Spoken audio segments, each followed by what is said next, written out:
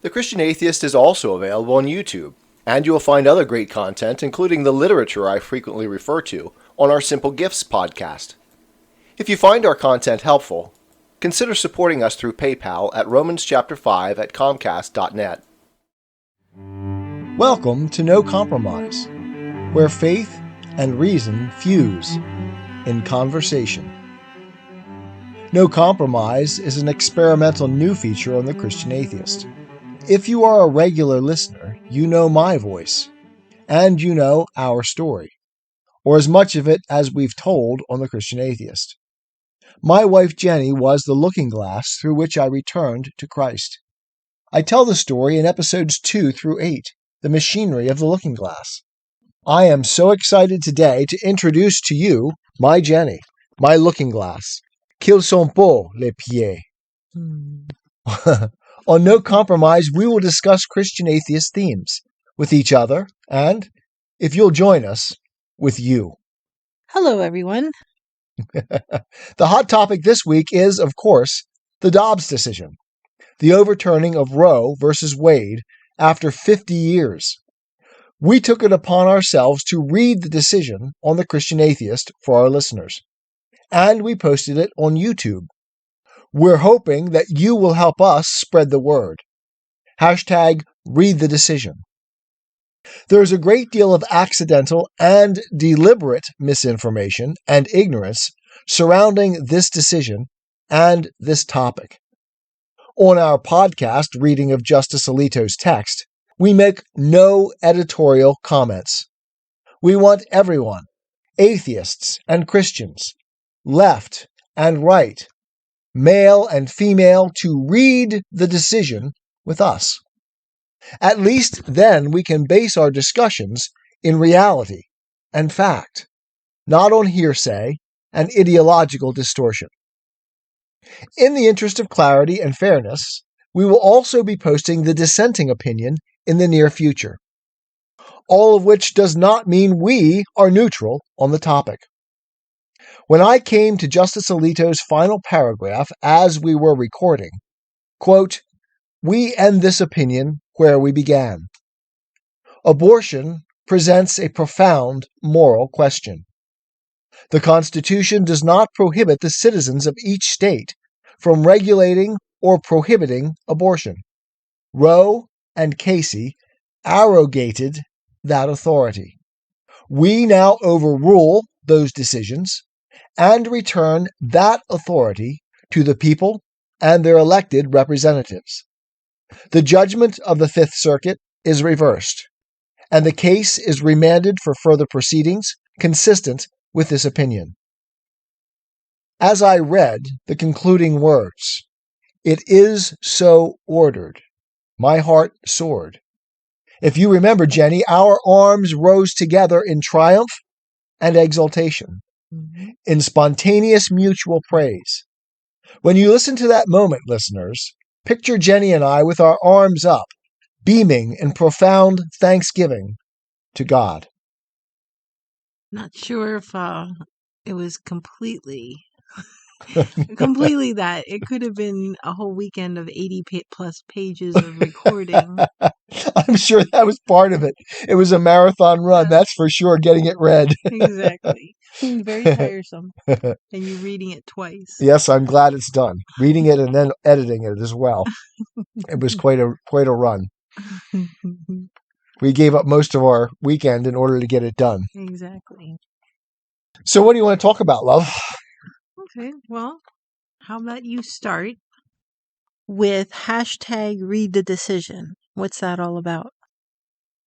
Well, I think we're both deeply concerned that there's an awful lot of misinformation and disinformation, deliberate and, as I said up above, some perhaps is just basic ignorance.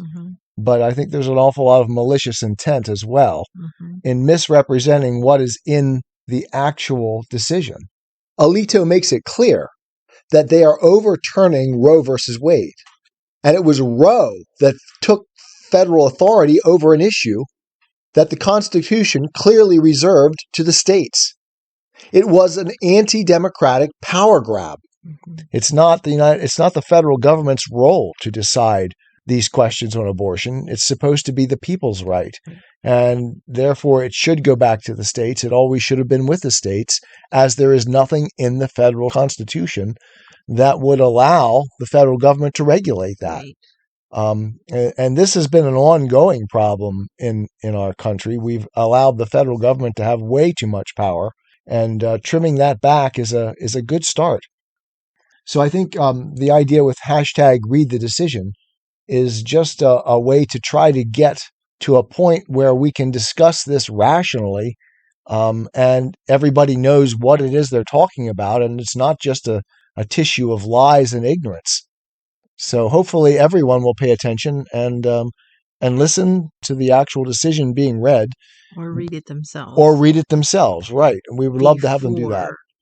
Before making statements on social media. Before making statements in social media, or trying to... Or in concerts. In concerts, yes. Stupid rock stars who have no clue what it is they're actually talking about. Or politicians or presidents as well. It took you 3 days straight to read the decision. Just the concurring part. Yep. And I don't know how anybody's making comments about it immediately as soon as it came out. Exactly. And it also contains the dissenting opinion of the 3 judges, Kagan, Sotomayor, and Breyer. And we want to read that as well. Forgive us for not getting to that yet. We'd like to spend a little time together. Yeah, we'd like to spend a little time together. And there's also other work to do besides reading this decision.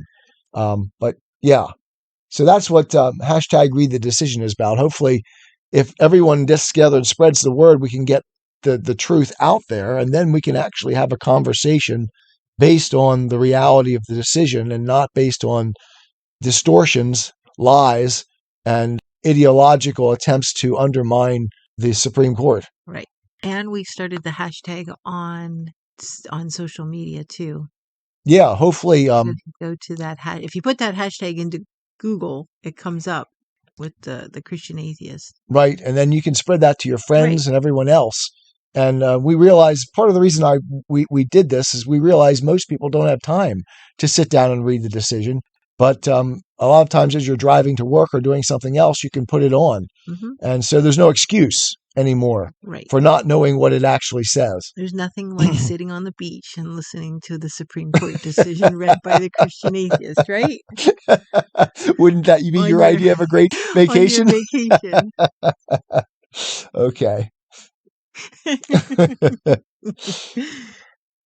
Okay, so you read the majority opinion. Yep. You have not read the dissenting opinion yet. Not yet. But Justice Alito addressed the dissenting opinion. So, okay, let's begin with talking about stare decisis, because the dissenting opinion relied on stare decisis. Yep, stare decisis. Tell us define that for us. Deals with the whole idea of precedent. Stare decisis is the Latin term for let the decision stand. And so it deals with precedent of courts when you've made a decision before to generally align decisions that come afterwards with the previous decisions. And so the whole idea of stare decisis is sort of a conservative view of how the law should proceed. If you've made a previous decision, then decisions that follow should take good note of that and follow that precedent in future decisions. So stare decisis, in application to Roe as precedent, is what the 3 justices in the dissent are relying on. Roe was decided in 1973 and, in a sense, reaffirmed with Casey in 1992. The idea is that since this is established law, and if those of you who remember the congressional hearings for conservative Supreme Court nominees, particularly Brett Kavanaugh, you remember the horror shows that they became. And the left constantly grills the nominees on whether or not they will go along with Roe. That's kind of like That's the standard. Right, it's the standard that they use for judges. It's whenever the left has someone before them, that's the sort of almost the deciding factor. Will you accept Roe? Well, stare decisis as a role in law is actually a process by which law sort of stands on tradition. But if you understand the modern left, they hate anything that stands on tradition. They want to undermine everything that stands for traditional values. And so the whole idea that they are standing on stare decisis, it's clear that they are doing what they always do, and their end, preserving Roe, justifies any and every means to achieve it. It works for now, for the moment. It works for the moment. So if it'll preserve Roe, then stare decisis. Right. But if it's going to undermine something that they're standing for, suddenly they could care less about stare decisis. Right. So it's rather maddening that they scream stare decisis now when Roe is at stake. But any other time, they could care less about tradition. In fact, their whole process is to undermine tradition. Like the right to bear arms? The right to bear arms. Yeah, this is a point that you brought up to me like last week. It seems as though the one constitutional right guaranteed clearly in the Second Amendment is the right to keep and bear arms. And yet it says it shall not be infringed. And yet they continually... It's not there. It's not there. It's like that's not even a right that we should take any cognizance of. But yet the right that doesn't exist in the Constitution, the right to an abortion, and they want us to bend over backwards to make sure that we respect the precedent. And that's what the issue is. It's not taking away the right to abortion. It's that the right is not there. It's not there. It was a right created by judicial fiat by Roe. And the judges, their job is to uphold the Constitution. Right. And they look at the Constitution and you can't find this particular right in it, then where does it come from? It came from a decision in Roe versus Wade. They created it out of whole cloth, and then they want to tell us because they did so in this rather dubious Supreme Court decision, we're supposed to respect it now. Right. But the whole idea of being able to revisit things at the level of the Supreme Court is to question whether or not the law actually is constitutional. Right. So, and that's what I think Americans are messed up on. Right. I think so too. They don't understand. They constantly screaming, "Oh, you're taking away a right." Well, no, they created a right out of whole cloth, and now they're saying, "Wait a second, that right was never included in the Constitution. It should go back to the states, and the states should decide." And in the state level, it's the people, right, making the decision, restoring democracy to the people. Another thing that the left always likes to scream about, like the January 6th riots. They always scream about taking away democracy, right? It was an assault on democracy.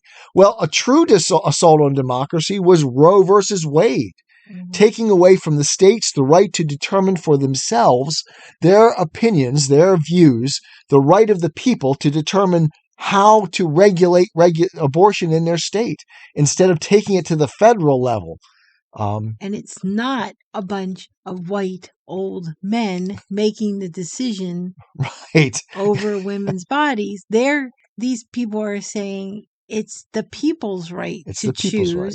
So it goes back to the state. So the right belongs to the people to choose. Right. And so it's pro-choice. It's giving the people the right to choose. Yeah. The essential essence of this decision is turning things back to the states and letting the people choose. And that's the message that's not getting across. Never getting across. No. In fact, it's suppressed everywhere we turn. Right. And that's the message the Christian Atheist would like to get across. That's why we're doing these. Maybe the Christian Atheist needs to do some civics lessons. Civics lessons on the separation of the branches of government and what each one does, and the difference between federal and state government. Okay, readers or listeners, now you you hear what goes on behind the scenes as the Christian atheist week by week tries to prepare and realizes that he can't actually get anything done properly because his wife has better ideas than he does. Okay. Okay, so we started saying that, well, you defined stare decisis for us, and we were saying that Justice Alito had addressed the dissenting opinion, and so one of my what- favorite quotes in the text of Alito's decision is found on page 37 to 38.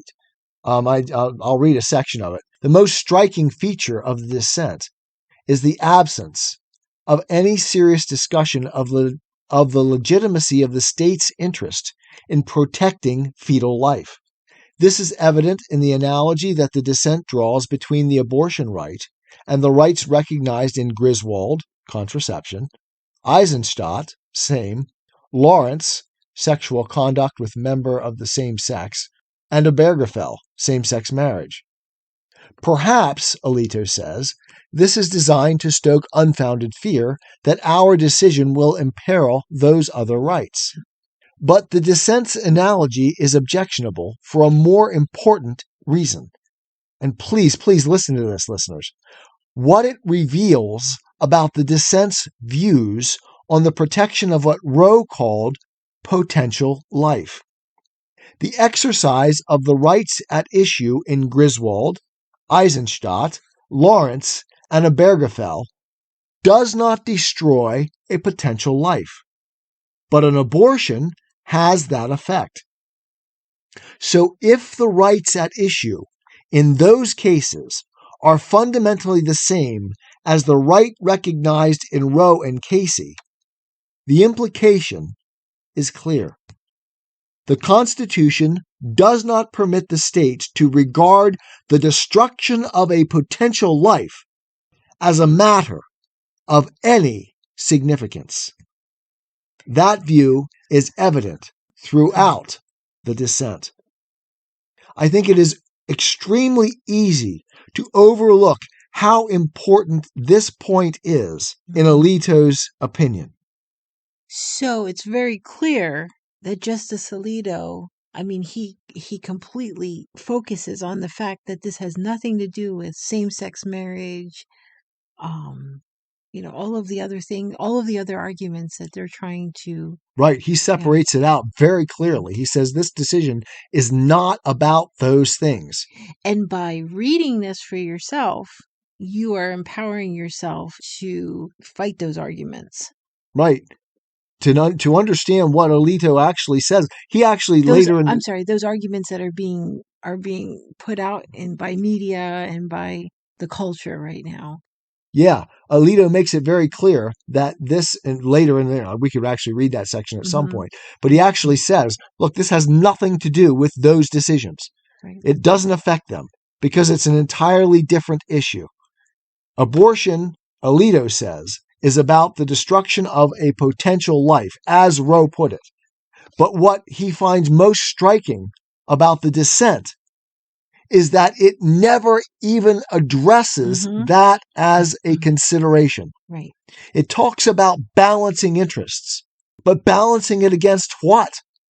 Because the only consideration that they ever talk about is the life of the mother, the financial constraints of the mother. They never ever even address potential life. Right. That has been swept under the rug. It's not even something they're considering or allow us to consider anymore. And you can see how the whole thing has changed from the time of Roe versus Wade. We talk about in logic, and sorry, I'm always a philosophy professor at some level. We talk about the slippery slope arguments. But that's exactly what has happened with Roe. Because with Roe, the whole idea was to start. You can regulate abortion after that first trimester, but only afterwards. The first trimester is sacrosanct. Women can make a decision based in that first trimester.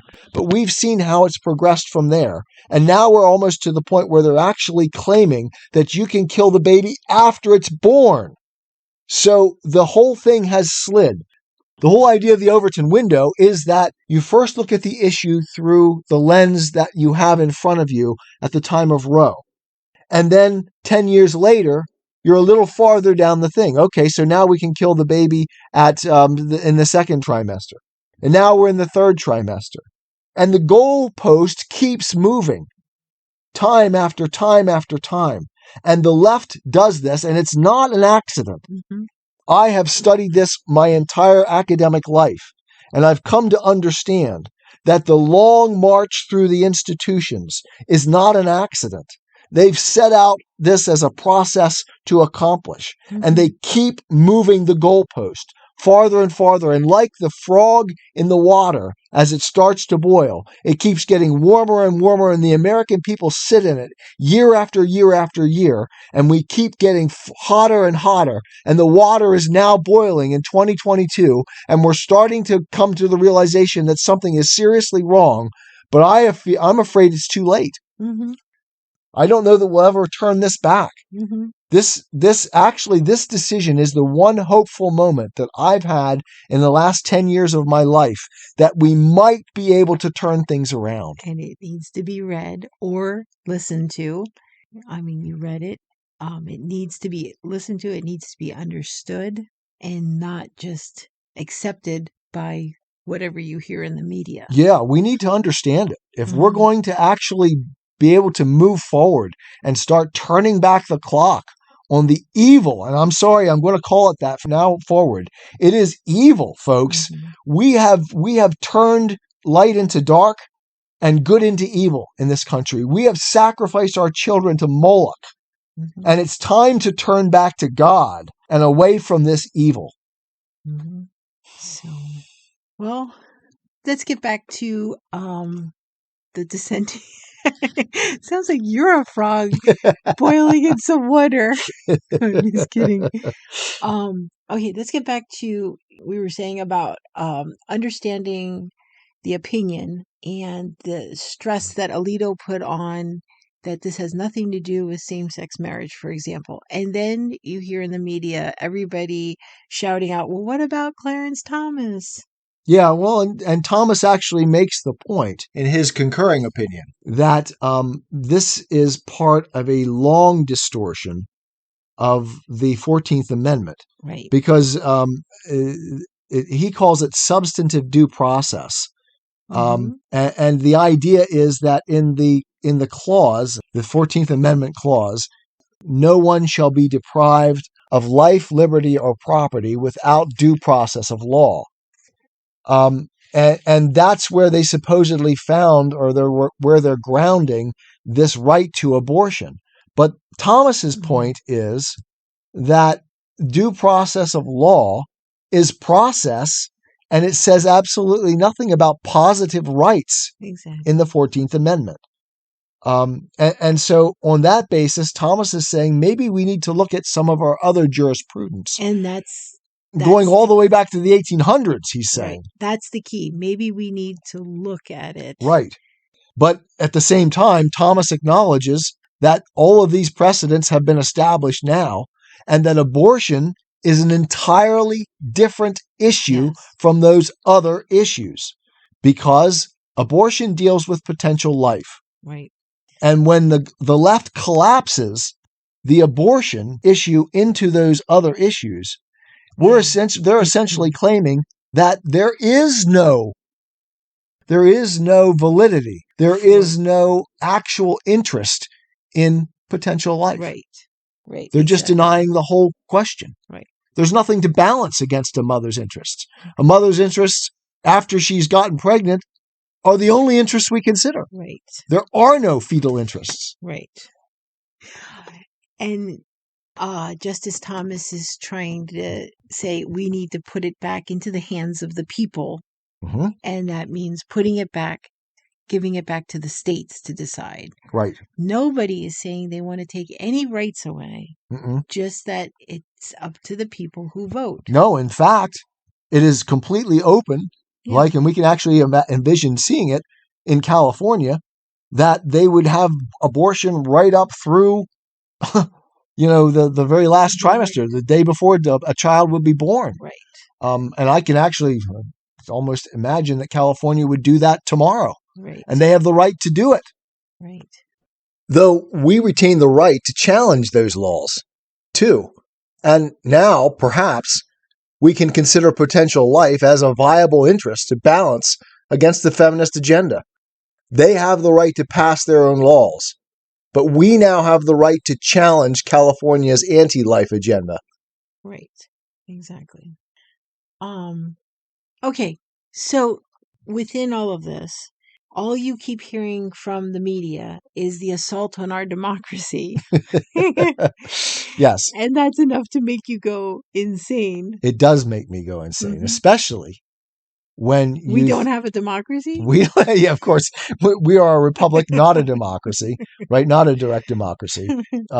But in any case, a republic is a form of democracy, and this law, this new decision, is actually a restoration of the democratic process, not a taking away. And why is it a restoration? Because it's giving the rights back to the people and to their elected representatives through their states. Right, not through what Alito properly quotes Justice White as saying at the time of Roe, the raw exercise of judicial power.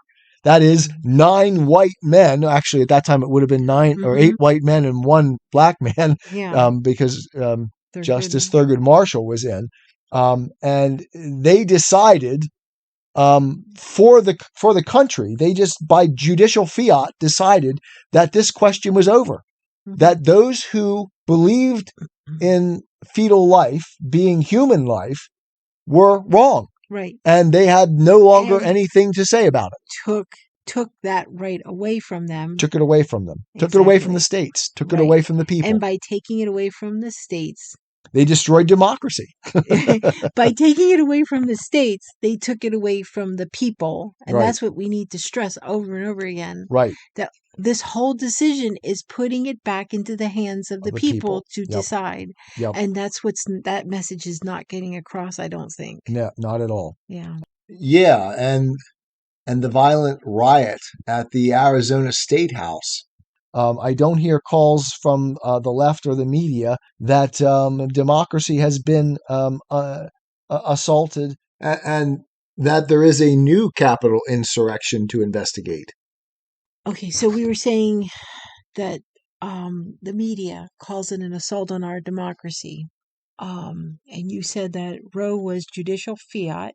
The original Roe decision was judicial fiat. Clearly. I mean, there's no other way to read it. And Alito said that it short-circuited the democratic process. Short-circuited the democratic process. And that's a direct quote from the majority opinion, yes. And you believe it's far from a power grab, the decision?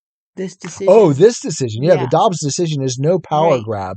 It is, in fact, a giving up of power, a giving back of power. It's, in my mind, it's analogous to George Washington at the end of his second term saying, I will not serve. I will not be your king. I know that you may very well want me to be such, but I give the power back, and I ask that you elect another president in my place. So the Supreme Court basically said, we give the power back to the people. We don't want to rule from the bench. Right. We want to give the power back. Yeah, this is the clearest. That is the most important thing we need to get across. Absolutely, this is the clearest. The Roe versus Wade was one of the most powerful examples of ruling from the bench or of legislating from the bench. Of anything in American jurisprudence. Right. So Roe was actually the assault on democracy. Yes, for sure. And this is turning democracy back to the people. Exactly. Nobody seems to recognize that, especially on the left. Mm-hmm. In fact, in studying Roe versus Wade that you've been studying, you found that there was a lot of the ends justify the means wrapped up in that. That's a whole other episode. Yeah, that's a whole other episode. If my readers or my listeners remember all of the things that we've talked about with Hegel and the other cultural issues I've tried to raise, the whole ends justify the means ethics is clearly at play here in the Roe versus Wade decision and in everything since then, because whatever serves their purposes, whatever means they need to get to the end that they find, they will undertake it. And we see that at play here pretty clearly in the media today. They don't care about lies. They don't care about distortions. They will say whatever they need to in order to promote their agenda. And so how do we counter that? We read the decision. Read the decision. We tell the truth. Read the decision. Hashtag read the decision. Right. And that's why you read the decision. Exactly. I want people to know, left and right. Let's ground this in the facts and talk about what is really the case and stop the lies. Right. Stop the distortions and get back to the truth. Right. And if you're like me, where you start reading and then you fall asleep, then the Christian Atheist can read it for you. Exactly. So you can be doing what you have to do. Do your dishes and listen to the decision. Cook your dinner. And educate yourself on what the reality of the situation is, what Justice Alito's opinion states, and what the decision actually declares for the country. Because it is almost clearly the opposite of what the media is portraying it to be. Okay, so do you want to quote Clarence Thomas, Justice Clarence Thomas? Oh, would you like to give us his quote? We can end with a quote from Clarence Thomas that I put down here. He says that Thomas says that 50 years have passed since Roe, and abortion advocates still cannot coherently articulate the right or rights at stake proves the obvious. The right to abortion is a policy goal that is an end in desperate search of a constitutional justification, a means. That is, abortion was an end that they wanted to achieve, and whatever means they needed to achieve it were justified. And what you're saying there can be backed up if you read about Roe versus Wade, the history of Roe versus Wade. Read the history of Roe versus Wade. And you will see exactly what was said there. Do you have the Thurgood Marshall quote? Sure. Go ahead. Thurgood Marshall, one of the deciding judges, actually said this: "You do what you think is right and let the law catch up." In other words, you substitute your own moral judgments and then let the law catch up to you. And that's precisely the argument that the dissent is making. Look, we created this right of abortion. And now the rest of you people need to catch up with us and respect the precedent. But the precedent isn't in the Constitution. It was never in the Constitution. They disrespect the tradition, and then they say, respect the tradition. That's stare decisis. So they utterly disrespect the actual Constitution, and then they expect us to respect the tradition that upholds their disrespect of the Constitution. It is a vicious circle, and it is what the left always does. And the ends justify the means. And if the Constitution is the heart of our country, then we are beginning to have self-induced heart attacks. And we had best get our heart back in condition. And this Dobbs decision is one step in the right direction of heart health. Exactly. Okay. Well, that was a good discussion. I enjoyed it. Yes. And now we're on to the dissent. I am a Christian, with the searching and skeptical mind of an atheist. I don't want to believe anything that isn't true. I know both sides of the looking glass, and I know them with open eyes. I choose Christ's side. I invite you to join me from wherever you stand before the looking glass.